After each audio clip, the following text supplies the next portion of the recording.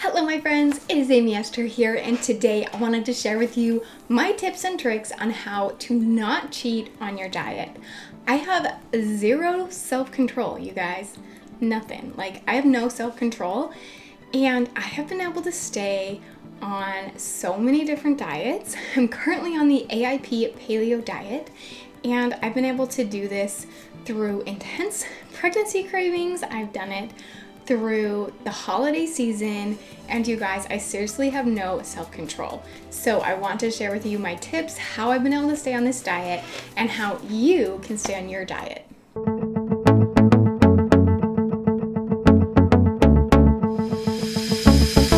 Hey guys, welcome back to my channel. Amy Esther here. If you have not been here before, I'm Amy Esther, and I have several chronic illnesses: POTS, SIBO, Hashimoto's, fibromyalgia, endometriosis, PCOS, lots of things. In the description you can learn all about those, or head over to my channel. You are welcome to subscribe to my channel so that you don't miss any of my videos about life with chronic illness. Speaking of chronic illness, I've been on a lot of diets. All of them. Anything you can think of, I've probably been on that diet. And I'm currently on the AIP Paleo diet. And so I wanted to share with you how I stay on my diet, how I did not cheat all during Christmas. Seriously, all during Christmas. How I don't cheat when I'm pregnant, and I get through all of the hard cravings and all the things while living with these chronic illnesses and staying on my diet. Okay, tip number one, go all in. You are not gonna do the slow and steady, oh, I'm just gonna start by eating half as much sugar this week and then next week I'll do better. No, you're going all in day one.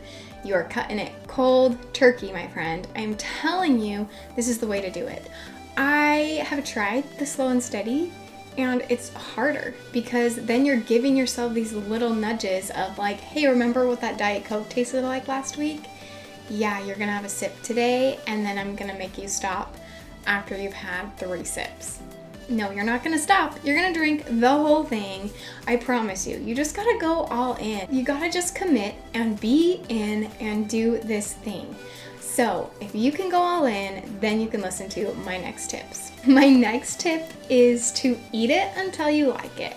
Now this seems crazy, and I've had people tell me no, I'm not eating that nasty, healthy thing that is on my diet.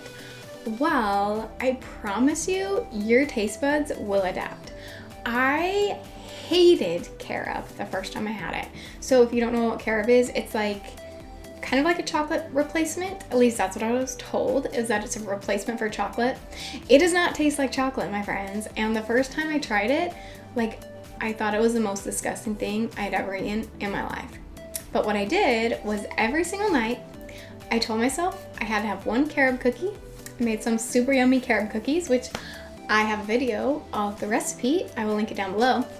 Anyway, I made these carob cookies and I ate one every night. And less than a week later, I loved carob and I started craving it, and that's what I wanted instead of chocolate. I also, back in the day, I don't have protein anymore, but I used to eat protein and I loved whey protein. And then I had some digestive issues start, and I decided to get off dairy, and so I went from whey protein to vegan protein, and I literally thought it tasted like grass. I thought it was the most disgusting thing I've ever put in my mouth, and I just kept having it every day after my workout. I would have a vegan smoothie, and then I loved it. Seriously, it does not take that much time. Just make yourself eat it every single day. Find something. Start with one thing. Maybe don't do everything all at once, but start with one thing that you hate that's on your diet or that's really good for you that you want to change. Whether it's changing from chocolate to carob, something like that, or it's just something you want to add in, something you want to like. You hate tomatoes, you want to like them. Eat it every single day for 2 weeks, and I promise you, probably in only about 5 days, but give yourself 2 weeks just in case, that in that time you will start to like whatever it is that you hate.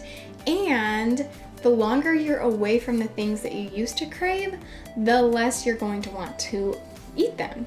So again, going with tip number 1, you do not want to slowly go into a diet, because then your body is still going to crave those things. So if you're trying to get off chocolate and you eat 1 piece of chocolate every day instead of 5 pieces, your body is still gonna crave that chocolate because you're having a little bit every day. You remember what it tastes like. Honestly, I don't remember what chocolate tastes like because I've had so much carob. That's what sounds good to me now.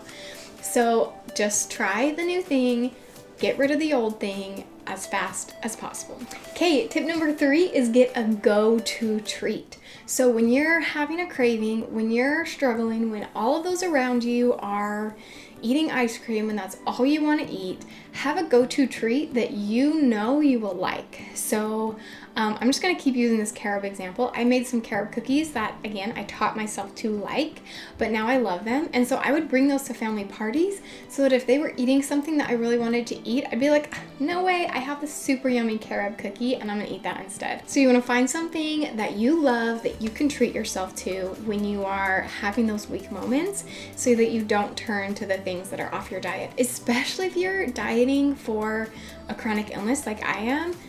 It's gonna flare up your chronic illness if you eat off your diet. So it's not just that like you don't need the calories or you don't need the sugar, it's that it might actually make you sick.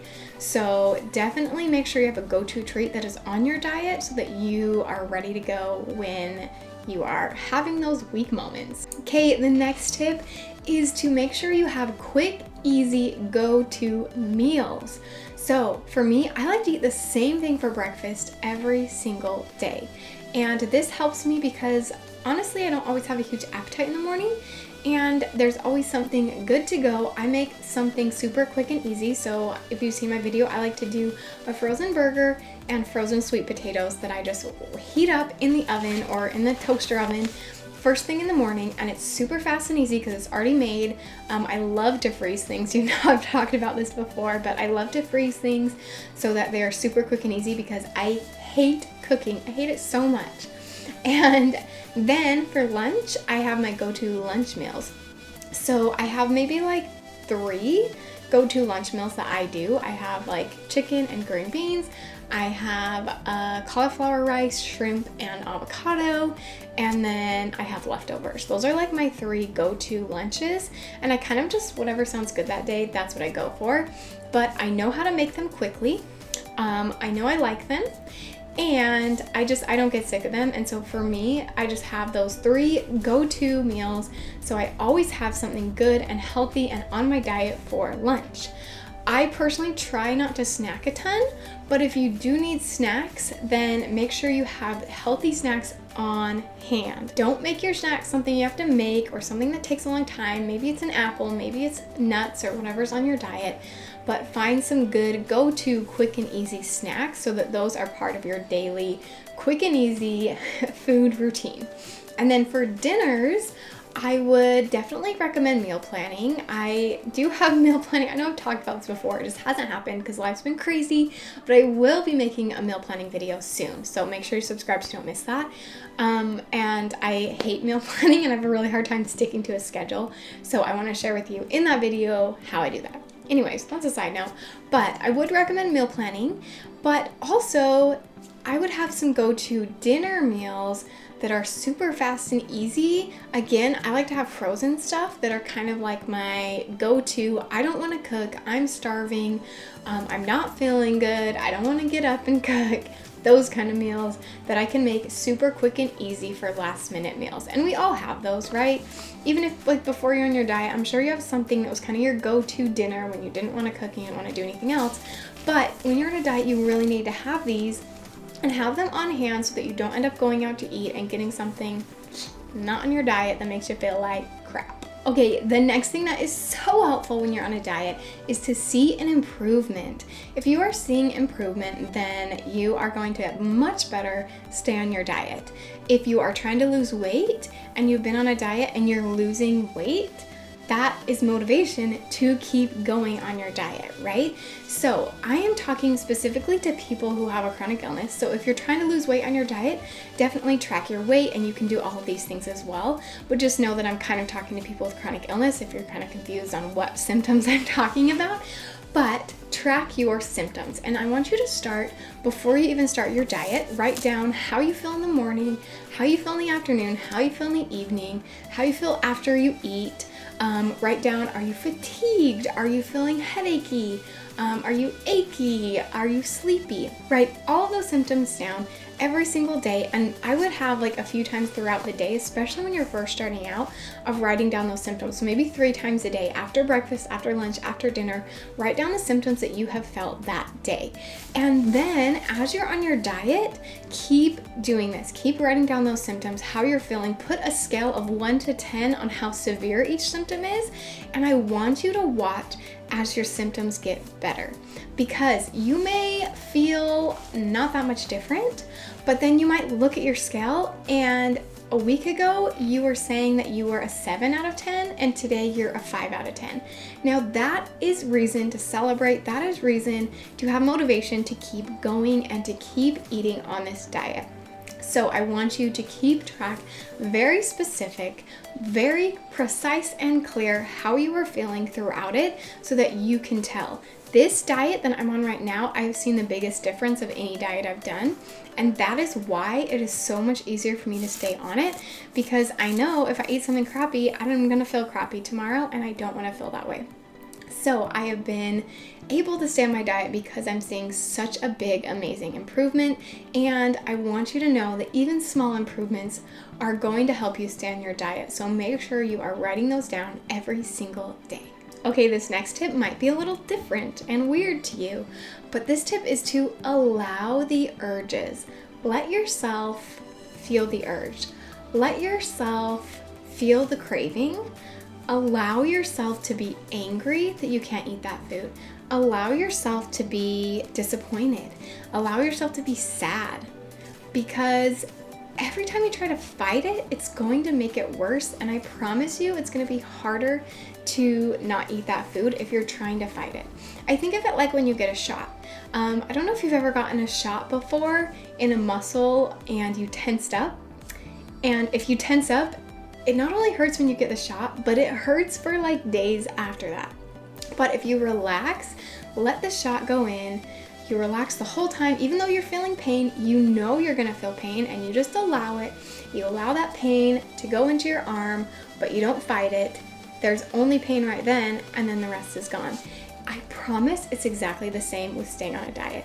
So let's take disappointment, because that's something I feel when I can't eat something. So let's talk Christmas Day. My husband is like, I want ice cream. And so I'm like, okay, go get yourself ice cream. I'll be fine.